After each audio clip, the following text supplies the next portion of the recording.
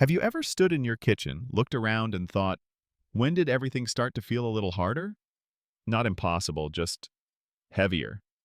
Maybe getting that jar open takes an extra try, or you find yourself checking your balance as you step off a curb. It sneaks up on you, doesn't it? Living alone after 65 can be a beautiful thing. Peaceful, quiet, on your own terms. You choose what's for dinner, what to watch, when to sleep. But it can also come with moments that make you second-guess yourself. Moments when you wonder, can I keep doing this on my own? Well, let me tell you something right now. Yes, you can. And not just survive on your own, but thrive. Stay strong, capable, confident. That's exactly what we're talking about today. Because independence isn't just about living without help. It's about living with strength, choice, and dignity. And that doesn't disappear when you turn 65 or 70 or even 85. In fact, this might be the perfect time to build habits that protect your freedom and give you even more control over your life. So today, we're diving into 6 powerful ways to stay strong and independent while living alone, starting with one that might sound simple, but makes all the difference. How you move your body every single day. You don't need to run marathons. You don't need to lift weights like a bodybuilder.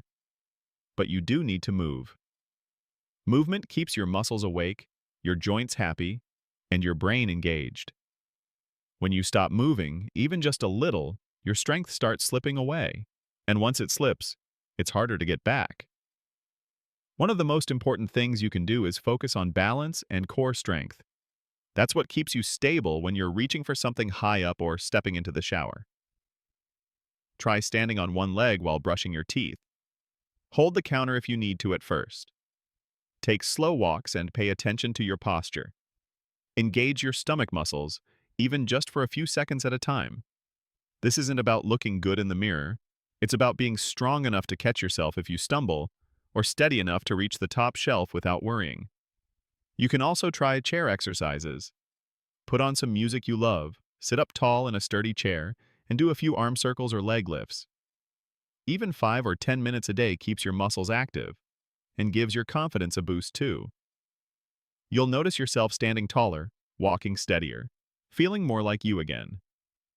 Now let's talk about something just as important, though it doesn't get talked about as often. What's in your kitchen? Because what you eat directly impacts your strength, energy, and even your ability to live independently. If you're skipping meals, eating mostly toast or frozen dinners, or losing your appetite, your body's not getting the fuel it needs.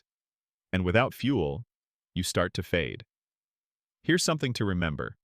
Protein is your best friend. It keeps your muscles strong, your body energized, and even helps your brain stay sharp. Eggs, Greek yogurt, beans, chicken, even a protein shake if you're not feeling hungry. Try to include a little with every meal. Don't worry about perfection. Just focus on consistency. Hydration matters too. You might not feel thirsty like you used to, but your body still needs water to function properly. Dehydration can make you feel dizzy, tired, even confused, and that can lead to falls or accidents that shake your confidence. Keep a glass or bottle of water nearby and sip throughout the day, even if you don't think you need it. And if cooking feels like a chore, make it easier on yourself. Prep a few things at once, freeze portions, or try one-pot meals. You're not feeding an army. You're fueling your freedom. Let me tell you a quick story. There's a woman in her 70s I know named Eleanor. She lives alone in the same little house she's had for 40 years. She doesn't drive anymore, and her kids live a couple hours away. A few years ago, she started skipping breakfast, said she just didn't feel hungry. By lunchtime, she'd be too tired to cook, and by evening, she'd nibble on crackers and call it a night. She told me she thought she was just getting old. But really, her body was underfed and underused. So we started small. Breakfast smoothies she could sip while reading, gentle stretches in the morning sun. 2 months later, she was walking up and down her block again. Her voice was stronger. Her laugh came easier. It's not magic, it's just consistency. And the beautiful thing is, when you live alone, you get to choose. Choose how to care for yourself. Choose how to show up for your own life. No one else's rules. No rushing to meet someone else's expectations. Just you. And what you decide matters most. Now that we've laid that foundation, let's keep going. Because once you're moving more and fueling your body well, the next layer is just as essential. It has to do with what's happening up here. You know, it's amazing how much strength begins in the mind. Not the kind of strength people can see, but the quiet, determined kind that says, I've got this. When you live alone, especially after 65, that mindset becomes your foundation.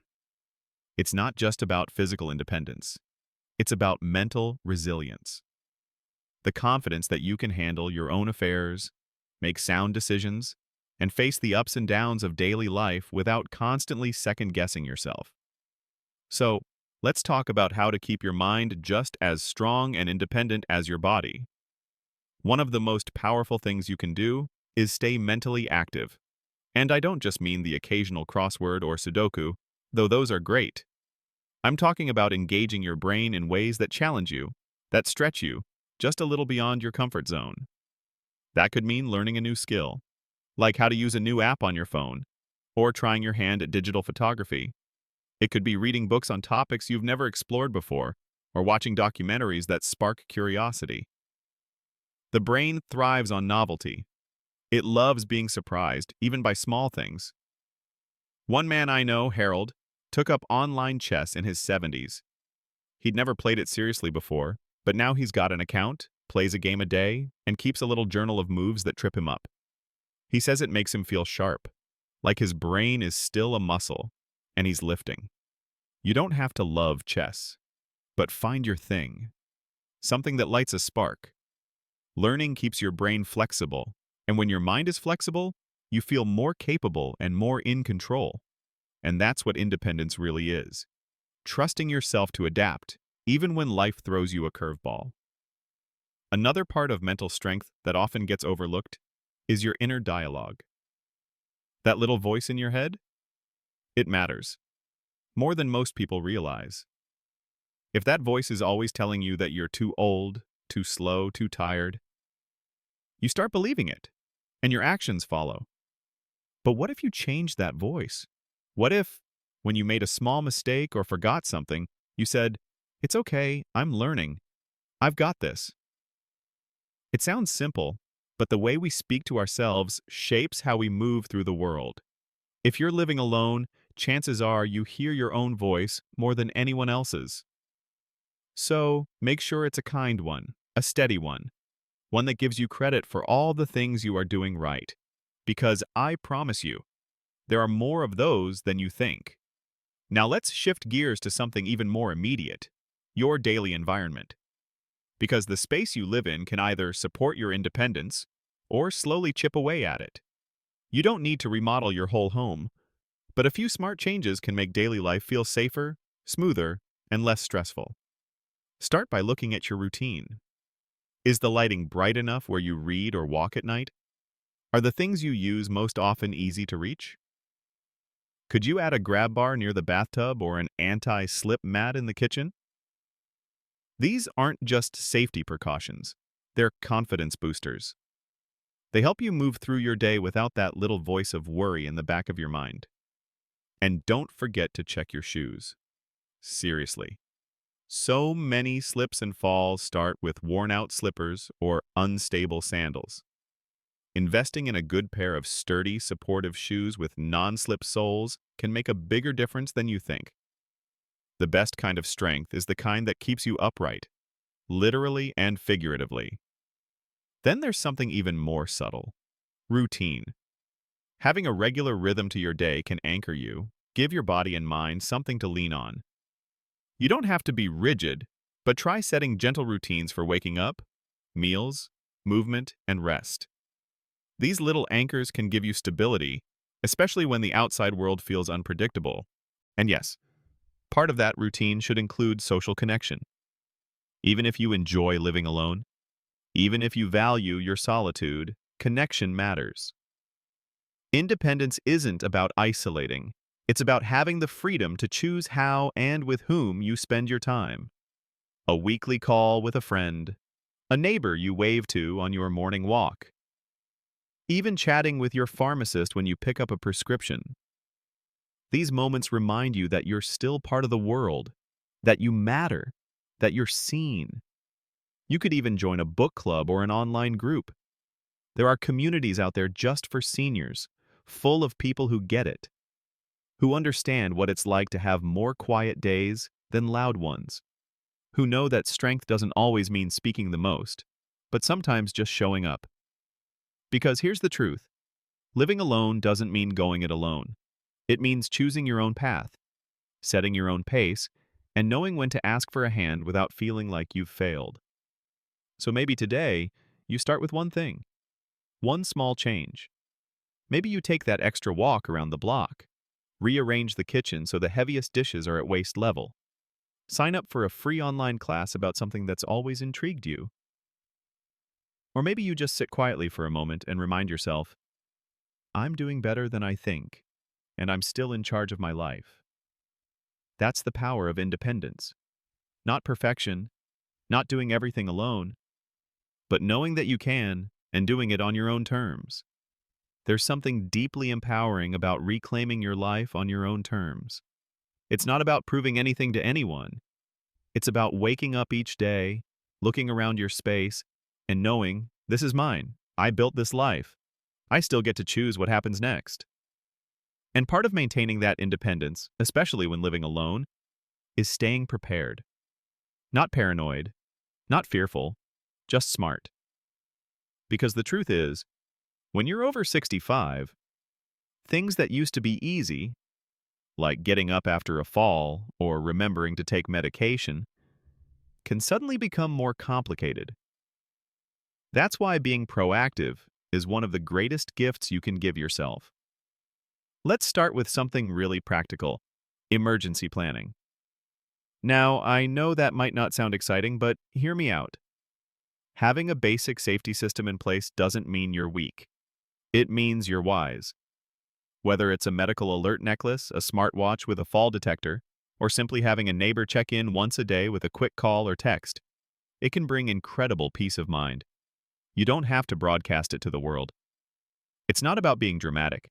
It's about having a quiet safety net so that if something does go wrong, help isn't far away. And more importantly, you don't have to spend your days worrying about what might happen. That kind of mental space is priceless. Medication, too, can sneak up on you. It's easy to forget a dose here or there, especially if you're on multiple prescriptions. Try using a pill organizer or a reminder app on your phone. And once a month, go over your meds with your pharmacist or doctor. Make sure everything you're taking is still necessary and working for you, not against you. Now let's talk about something that has nothing to do with prescriptions and everything to do with quality of life. Joy. Yes, joy. Because staying strong and independent isn't just about avoiding problems. It's about seeking fulfillment, creating moments of meaning, having something to look forward to, even in the quietest parts of your day. When you live alone, it's easy to let the days blend into each other. One soft morning fades into the next. And while that peace can be lovely, too much of it can start to feel empty. That's why it's so important to carve out joy intentionally. Maybe it's tending to a little plant on your windowsill. Maybe it's trying a new recipe, playing your favorite music while you cook, and dancing in your slippers while the kettle boils. Or maybe it's reconnecting with a forgotten passion, writing poems, painting small watercolors, or learning how to use that camera that's been sitting in the closet for years. There's no expiration date on creativity, on play, on purpose. And don't let anyone tell you otherwise. You're never too old to start something new, never too far into life to laugh harder, live deeper, or try something you've never done before. I once met a woman named Della. She was 83, lived alone, and taught herself how to play the ukulele during the pandemic just so she could sing happy birthday to her great-grandson on Zoom. She told me it made her feel alive again, not because she was good at it, but because it reminded her that life is still happening. That's the mindset I hope you hold on to. Not one of survival, but of thriving. You're not here to fade out. You're here to live. And part of living fully means giving yourself permission to evolve, to change your mind, to ask for help when needed, to be strong enough to rest and soft enough to start again. Strength looks different at this stage of life. It's not about lifting heavy things or doing it all without complaint. Sometimes it's about making a phone call when you need company. Sometimes it's about saying, "Today, I'm tired, and that's okay." Sometimes it's about choosing peace over pride. If you've made it this far, if you're watching this video, curious about how to stay strong and independent, I want to remind you, you already are. You've lived through things people younger than you can't even imagine. You've adapted, endured, learned, and grown.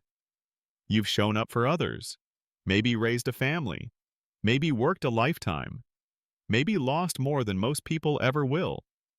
And still, here you are, wanting to live well, to live fully. So let's keep it simple. Keep your body moving. Keep your meals nourishing. Keep your mind curious.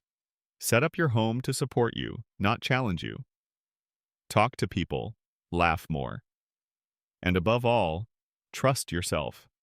You are capable of more than you give yourself credit for. You don't need to prove anything to anyone, but you do owe it to yourself to live with comfort, strength, and joy. If any part of this video resonated with you, I hope you'll take a moment to share your thoughts in the comments. You never know who you might inspire. Someone else watching this might be feeling uncertain or alone, and your words could make all the difference.